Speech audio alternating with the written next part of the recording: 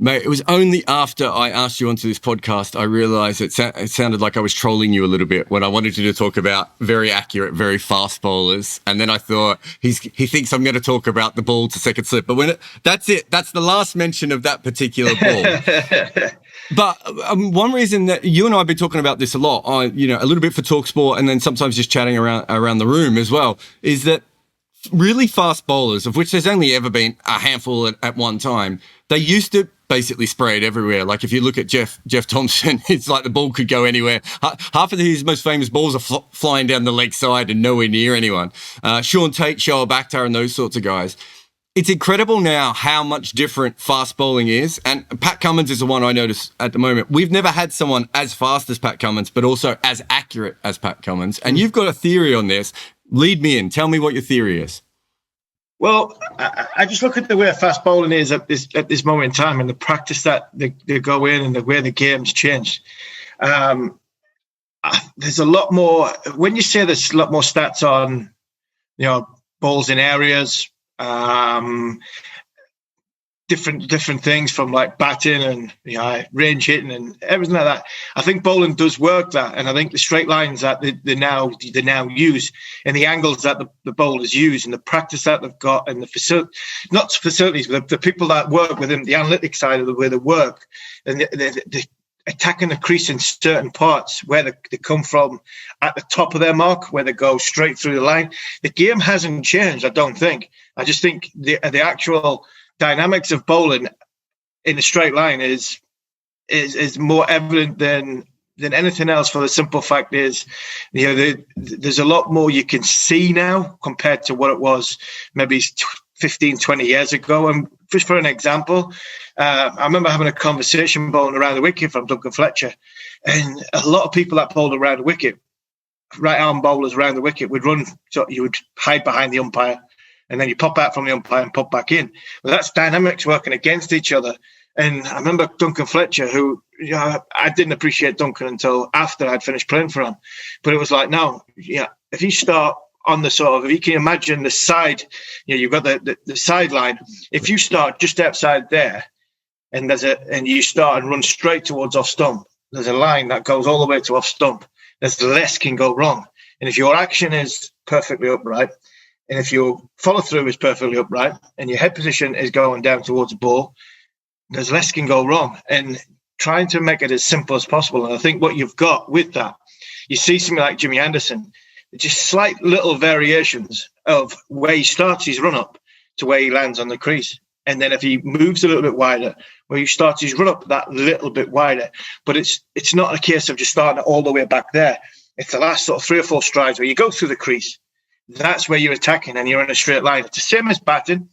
A lot of people talk about Steve Smith and what a horrendous technique he's got and that, but he hasn't. He's got a perfect technique, because when he picks the bat up, it might go legs offside, it might go leg side, but when it comes through the line of the ball, the last sort of 2 or 3 parts to the point of contact, it's actually coming down perfectly straight for the area he wants to hit it in. So it might be coming down from second slip, but if it's coming down from second slip, it's because he's trying to hit the ball through mid-wicket. He's not like trying to hit it across, across the energy of the ball, so you'll get perfect timing. So for me, that's the simple way to it's not a simple way to explain, because I've explained it horribly wrong in a long way. But at the end of the day, if you can keep bowling in a straight line simple by starting in a straight line, going through the crease in a straight line, and an action that can hold up perfectly well. And we're talking about top class bowlers here. We're not talking about young kids. This is guys like, you talk about Pat Cummins, you talk about the likes of Mark Wood, Jofra Archer.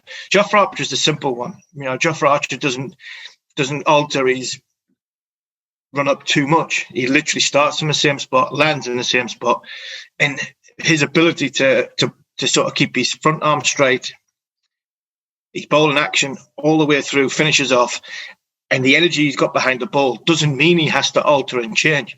He looks for subtle variations off the pitch because he bowls straight. Glenn McGrath was a bit like that. McGrath bowled not stump to stump, but he bowled fractionally outside off stump, because mechanically he went up straight, come down straight, and he landed in the same spot. And he basically said, well, if anything's going to happen off the pitch, the ball's in an area where it's gonna make the batsman play. So Archer's a bit like that, but at a faster pace. Mentioning about the likes of Brett Lee and myself, Shoaib Akhtar, bowlers like that, we probably didn't have the sort of the technology side to back up what they've got now. Would it have made us more accurate bowlers? Possibly. The game's changed. You might have to be one-day cricket. Would make you more accurate as a bowler. But I was sometimes thought, the wayward bowlers were just as effective, because I always believed no matter what game, situation or pitch I was playing on, if I had two slips, a wicketkeeper, two slips in a gully, even if I sprayed it, I'd bowled very, very good balls and I would get good players out. And I think that for me was just as effective than somebody who was meticulous, McGrath, bowling line and length and make the batsman just block and leave and block and leave. Sometimes, I remember Shane Warne talk about, I don't mind people hitting me for four, because the more confident they get, I've got an absolute ripper in me. I've got a great ball in me, which will get somebody out who thinks he can come at me because he's getting confidence. So fast bowling, there's more than one way to skin a cat for me in the fast bowling department. There's nowhere's nobody's really the same. But the way the game's changed from a fast bowling point of view, it had to change because the batsman has changed, and I think the bowlers are now. It's gone in cycles. The bowlers were behind the line when it came to one-day cricket when it first came around. Then I think they came back into the game, and then now with the fielding restrictions, with the size of the boundaries, it's changed a little bit more in favour of the bat. But I actually think now the game's changing, where fast bowlers, the accurate fast bowlers, are now just seeing the IPL auction. They are so much more better in the game, and if you've got one, you've got half a chance of doing what England did in the third T20 against in India. Yeah, I mean, there's so many things there. So the biomechanics makes sense. So we know more about fast bowling. We can run people through a computer simulator and all those sorts of things now. And then you match that up with, good coaches like, as you said, Duncan Fletcher, to be able to say, look, run in a straight line, attack goes through the crease. That makes sense. The one that I've never heard before, I haven't heard talked about a lot, is that white ball cricket has changed. So you played a lot of white ball cricket. You were there for the start of T20. You played one days for England.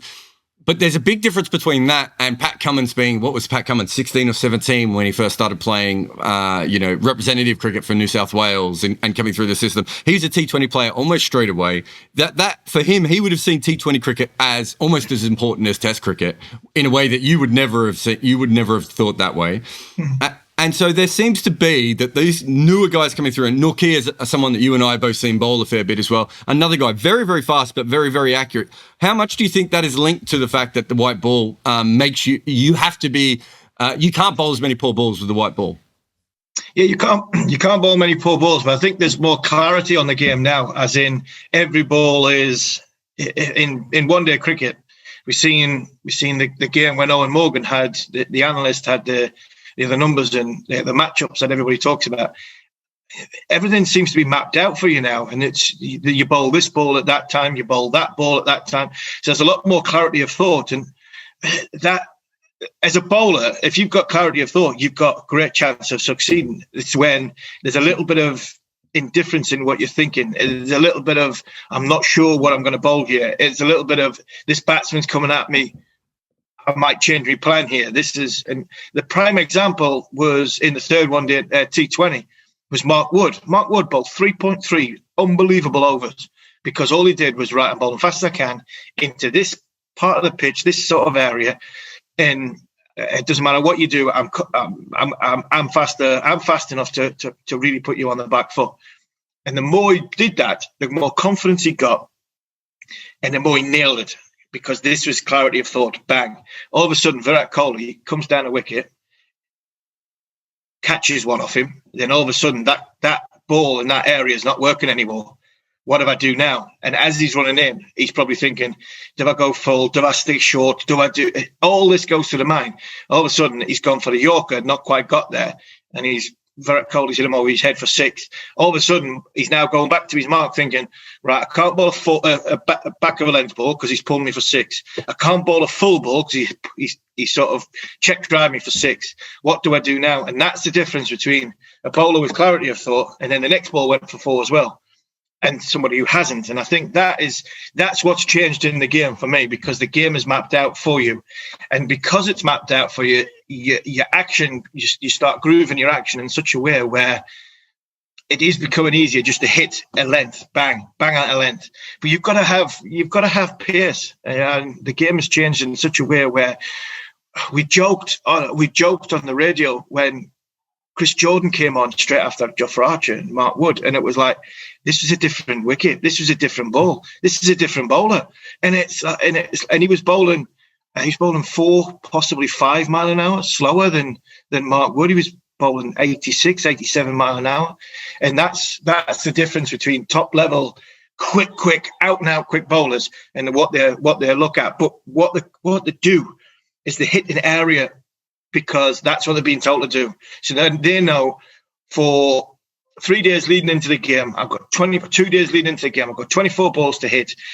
I'm bowling back of a length, I'm bowling Yorker, I'm bowling a slower ball. The slower ball is something that comes with instinct, I think.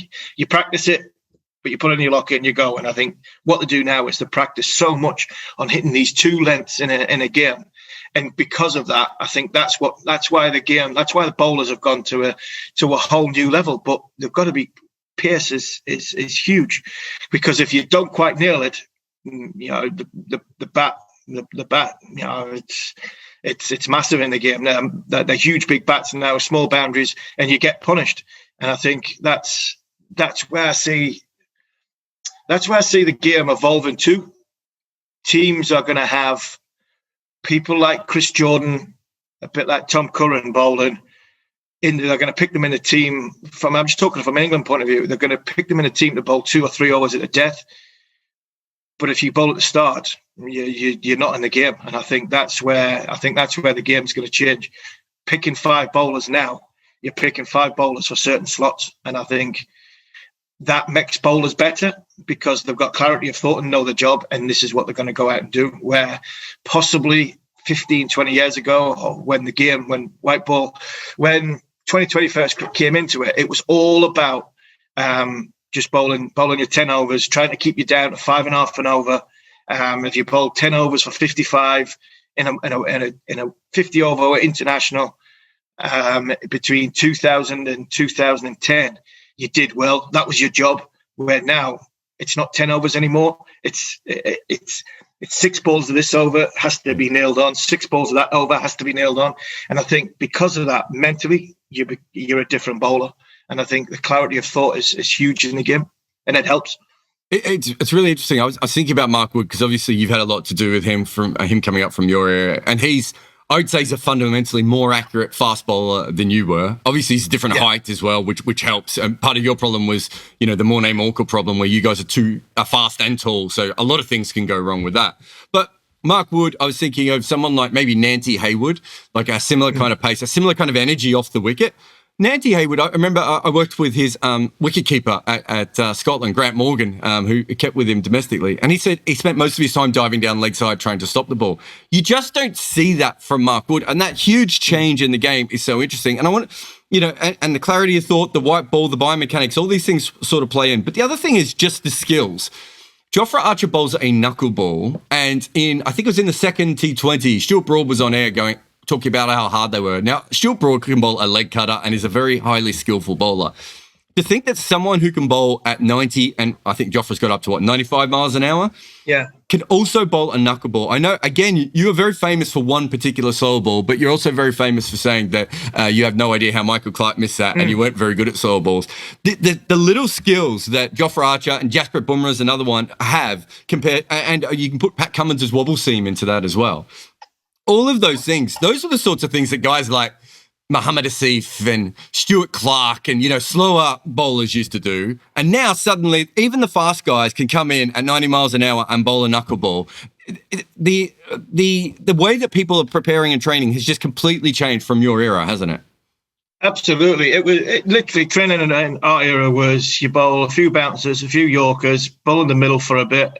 You tried slow balls in the nets, but it wasn't, like I said, it was more of a longer process. It was, you've got 10 overs for under 60 and you've done your job, where now it's not like that. It's literally every ball counts and matters because of, so there are, don't get me wrong, during that time, there was a lot of bowlers trying a lot of different things. There was, bowlers had to do that because it didn't have the skill sets or the pace that some of the other bowlers did. If you bowl fast, it was literally, when you listen to Chude the other day talking on the third one day T20 International, he was like, well, forget slower balls, forget trying to change your pace. If you bowl 90 mile an hour, bowl 90 mile an hour. Let's see some licks. Let's see some pace, man.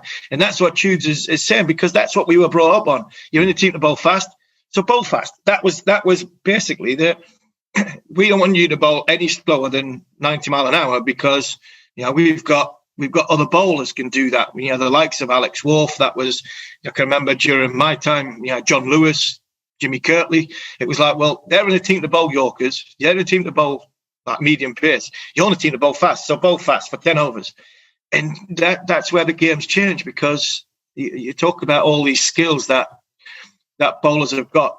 Bowling slow balls, you have to be not only comfortable, it's got to come natural to you. I bowled a split-fingered slower ball, and I bowled an off-cutter because my action was more suited to when the arms and legs were going. When it came over, it became natural. For me to try and bowl, because I lost my wrist a lot, for me to try and bowl a back-of-the-hand slower ball was virtually impossible, because I couldn't get my wrist. I wouldn't be able to get my wrist round in time. And if I did lose my wrist, it wouldn't come out. It would just go straight up in the air. So I tried all these things, and the more comfortable ones were the off-cutting slower ball, the off-spinning off, and the split finger. And I think it just comes down to what's natural to individuals. You watch someone like Glenn McGrath who bowled a split-fingered slower ball, but you could see he was trying that knuckleball, but it ended up being the split-fingered ball. But it was a little bit slower, but not a massive amount slower. These guys now are bowling them 5-8 mile an hour slower than what their normal ball is, which is just enough to catch a batsman out. Because if you go even slower than that, we've seen a couple of times in this series, in the T20 series against India and England so far, that if you bowl it really slow, you don't get it quite right, it becomes a free hit, because they just sit in the pitch and the batsman's gone, and then I'm going again, and then bang. So it comes back to preparation. No matter what you talk about, Jarrod, when you talk about fast bowling, it comes back to preparation, and it comes back to working the game out, and it comes back to the clarity before you go on a pitch that your skills.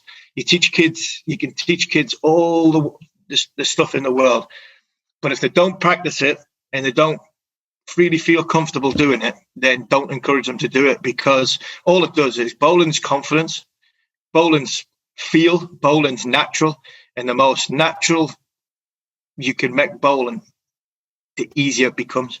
And all of a sudden you're fighting against yourself. My coach is telling me to bowl slower balls. I'm not really comfortable bowling slower balls. By the time you've bowled it, it doesn't go anywhere near where you want to go.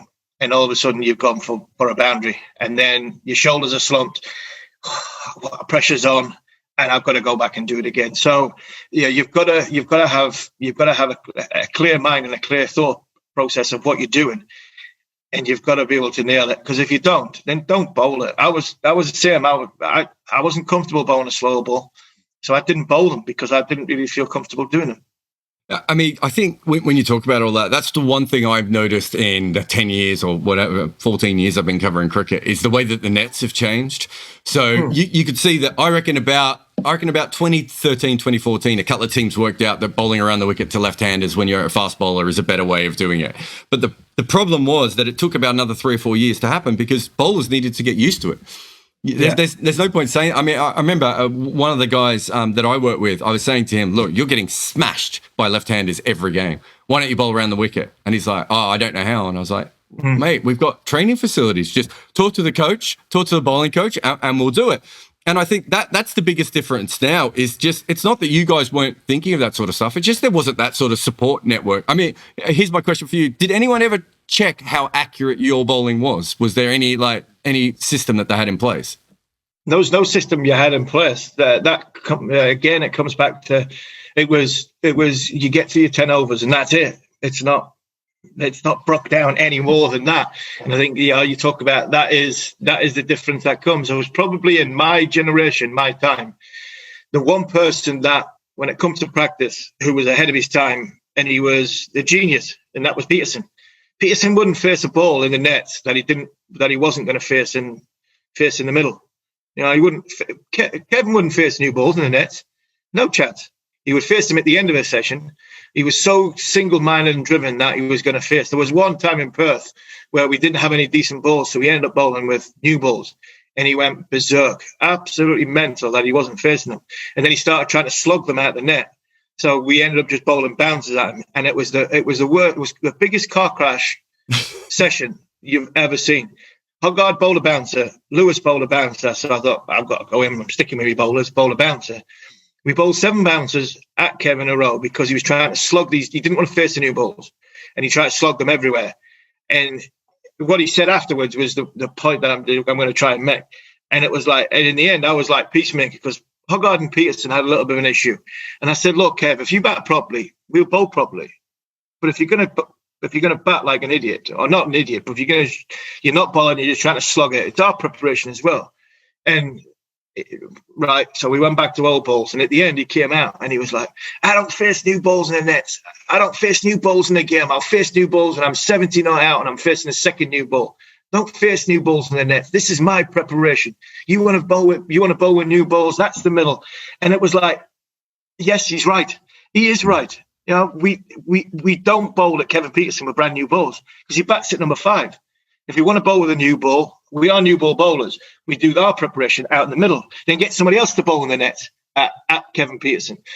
And I think that was probably one of the first times, and that was 2006-07 tour, one of the first times it really hit home that a net session isn't just about, well, you bat for 20 minutes, we bowl for 20 minutes, and then we might bowl a few in the middle, you might have a few throwdowns, and off you go.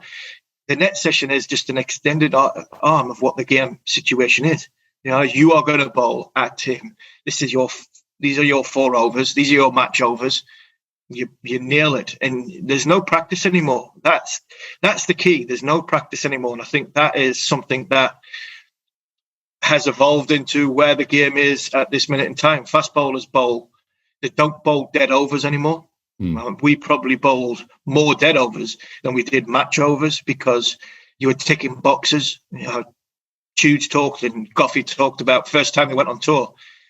What was it? Graham Dilly, Graham Gooch, a coach, and a physio. That was it.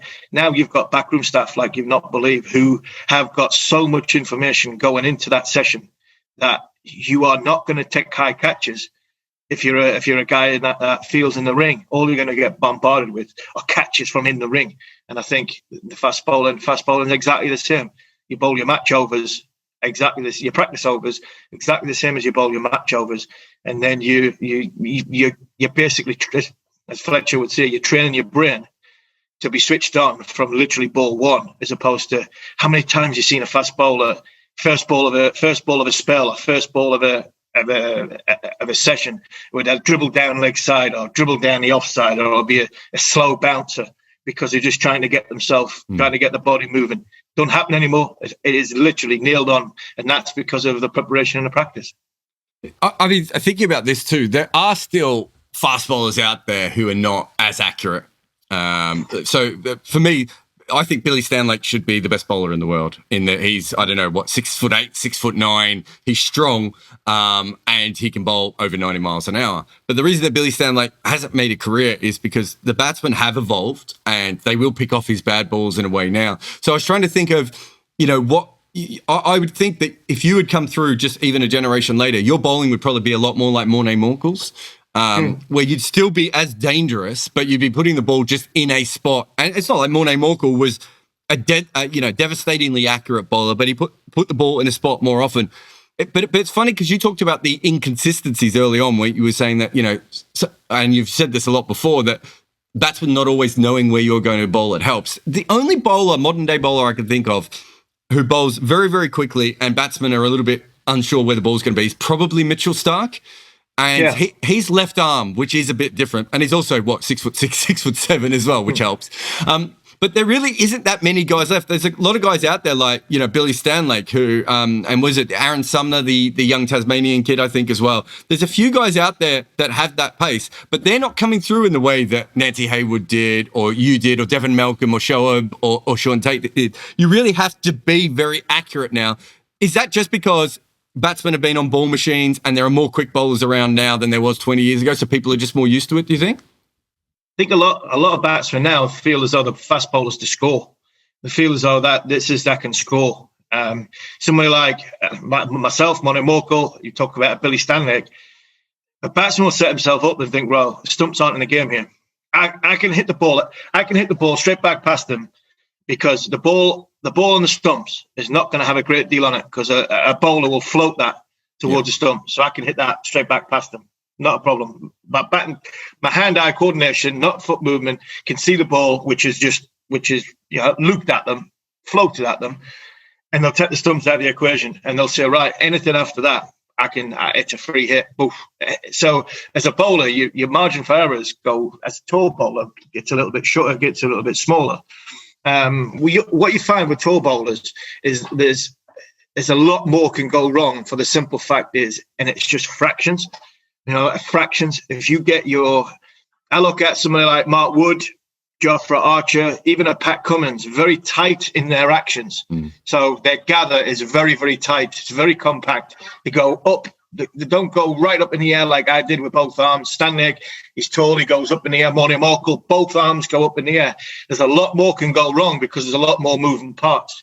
I see bowlers now, a lot of bowlers now, have less moving parts. You look at somebody like Jasper Bumrah, where you think, well, actually, there is a lot of moving parts because he sort of shuffles in and then his arm goes out and then it comes back. But actually, there's not a great deal of moving parts when he's actually going into his gather. His arm goes out towards where the umpire would be, but then he comes back. And as he comes back and goes up, there's very little moves, very little moves off the straight. Everything goes up and down. So Bumrah's a little bit like an optical illusion.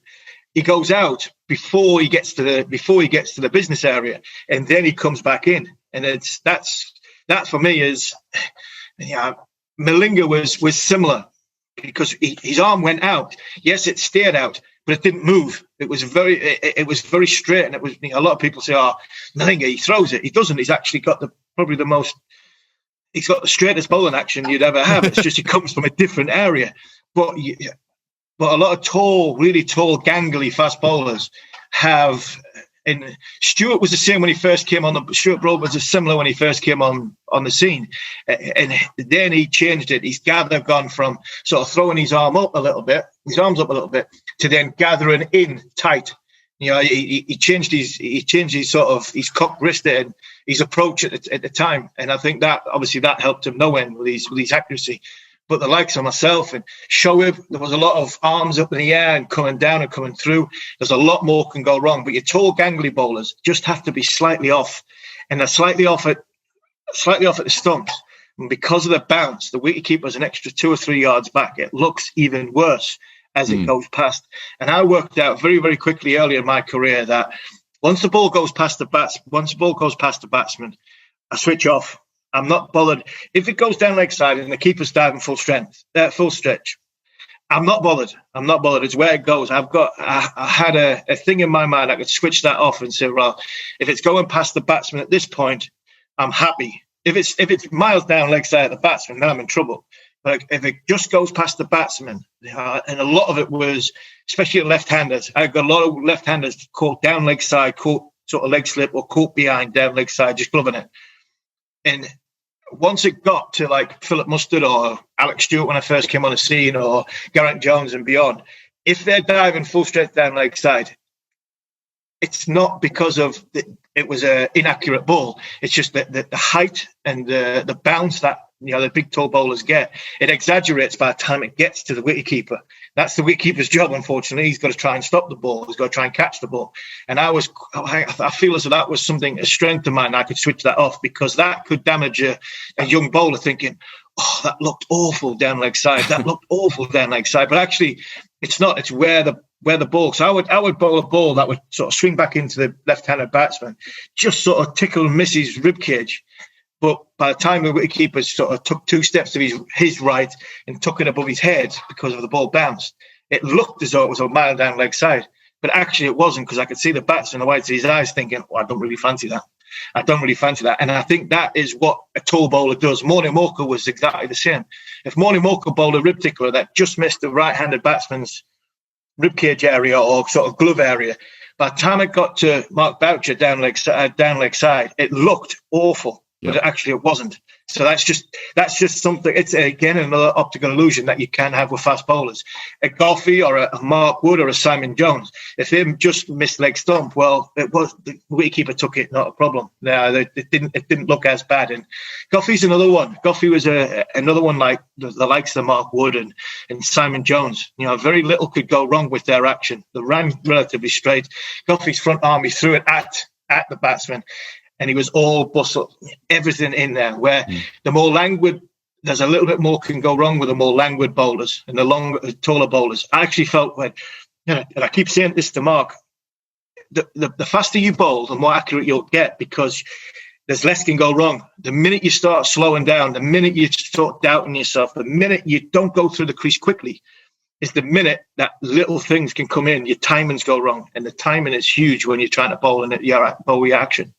So I think that is another fundamental change. So I haven't been able to talk to Sean Pollock about this, but I'm pretty sure that when Sean Pollock played with Malcolm Marshall back in 90s, I suppose, Malcolm Marshall said, when you want to be more accurate, you pull back your pace a little bit. But one thing I've noticed and you could say this about Rabada, you could say this about, Nokia, Pat Cummins is, I think, the most obvious example. It seems to me like bowlers just aren't pulling back their pace anymore. They continue to go through, and a lot of that has to be fitness, obviously. The biomechanics sort of stuff that you're talking about running through and all that sort of stuff. But fundamentally now, I don't think you'll get bowlers like Sean Pollock or Glenn McGrath who after a couple of years just completely pull back their pace anymore. I think people are going to keep their pace, because we saw that T20 that you keep talking about, the third T20 the other night. We just see now that if you could bowl anywhere near accurate at 90 miles an hour consistently, you are putting so much pressure on the batsman. And before, there were little things that could go wrong. As you said, maybe the tall bowler bowls the short one down the leg side and you could help it on its way, or dragging short and wide and all those sorts of things. All that sort of stuff just seems to be, every sort of couple of years seems to be disappearing. And now guys are like, I can bowl consistently at 90 miles an hour at the top of off stump. Now I know Pat Cummins is an absolute freak, but it seems to me that is where bowling is going to go. People bowling as fast as possible and as accurate as possible. And I can tell you from baseball, that's kind of what happened in baseball, that you had the combination of the skill guys with the pace. And I think that might happen with cricket now that we know a little bit more about preparation and everything else. Am I mad, Harmy, or do you think that is the direction we're going? No, I think we're going. I think you're right when it comes down. It comes down to the fast bowlers bowling more faster balls that are more purposeful in a way, which is preparation. And when you talk about reining your pace in, and the Sean Pollocks and the Glenn McGrath, the reason why they were that good, because they were just good. They were fantastic bowlers on any given surface. They could land the ball in such a place. They were so mechanical. You're talking great to the game here. We will see. I think we will see another Glenn McGrath, Sean Pollock, because there will be a great bowler. Yeah, Pat Cummins might turn into reining it back in when he's in his latter time. But by then I don't see him playing one-day cricket. I think playing one-day cricket with a white ball, it's everything you've got. And I think what comes with it, I've always said, and one of my big examples was something like Stephen Finn. And I'd just come out of the game when Finn had these little bit issues, and I could see it because I could see it myself. I could see Stephen Harmison and Stephen Finn, and I was like, he's not wanting to let go of the ball. He's not wanting to bowl the ball for all exactly what we've just been saying, is that he's got no confidence, and his match and probably his preparation overs weren't his match overs. And it took me till I was finished till I realized this. But I also realized that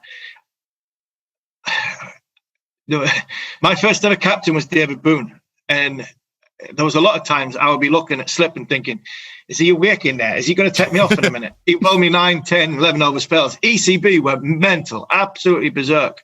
I learned very early how to bowl over after over after over. I think my second full season as an 18-year-old, I bowled 600 overs.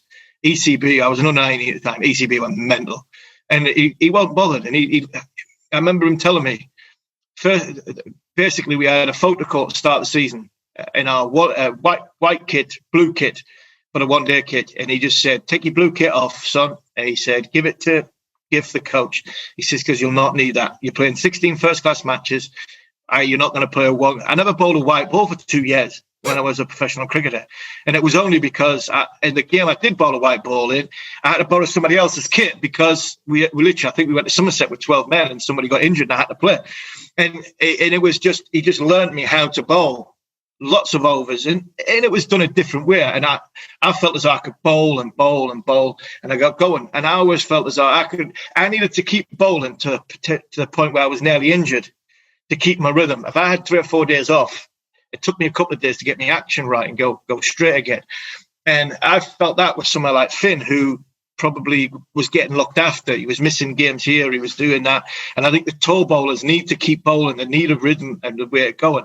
And I think what we're finding at this minute in time, and I've said it all along, that the more you bowl, the more your action becomes stronger. Your body, the bowling muscles become supple and they become harder. And less can go wrong once you've over that probably 3 or 4 week period.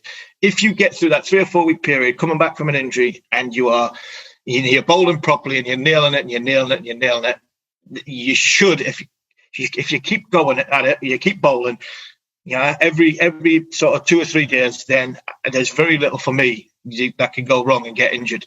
It'll just be a little bit of but bowling is such a freak thing to do.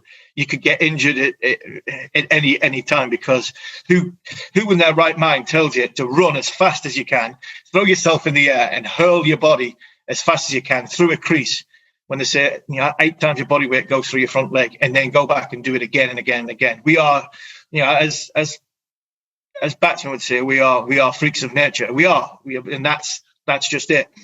But I think the reason why the likes of Mark Wood's not getting as many injuries as he is now compared to what he was 4 years ago, the reason why Pat Cummins is the best bowler, for me, this is the biggest example. The reason why Pat Cummins is the best bowler in the world and the fastest bowler in the world and the most devastating bowler in the world, and not the Pat Cummins from 4 or 5 years ago, is because when Pat Cummins is bowling balls in practice, it's very similar to what he is in a game. And what I mean by that is the minute he just goes back to 20 years ago, Steve Harmison trying to sort of get through 20 minutes in the nets at 70% of it, and then you have to fire up and go at 100% in a game, then I think that's the difference. Now they're bowling meaningful balls in practice, which means clarity of thought in their mind, but it's also keeping their body at such a level that their bowling muscles aren't sort of, it's like you get a new pair of trainers, and the soles of the trainers after a while just sort of go down, and they go down, then your feet start hurting, your knees start hurting, and your hips start hurting. Well, this is, you're not giving it a chance to do that. Your bowling muscles, your body is staying the same throughout and staying consistent. And for me, I think that is one of the biggest reasons why Pat Cummins is still playing now compared to what he was. There was a 7-year gap between one test match and his next one. Mark Wood's the same.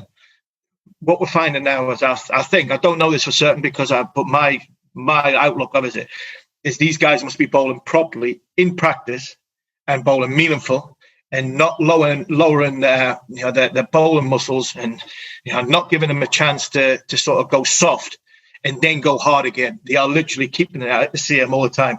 So they might be resting for a longer period, But actually, when they're bowling properly, they're bowling purposefully, they're bowling meaningfully, and there's less can go wrong because the action stays strong, it stays the same. And when they are hitting the crease and the body weight and everything that goes through it, it's staying consistent. Thank you very much for coming on the podcast. Not a problem.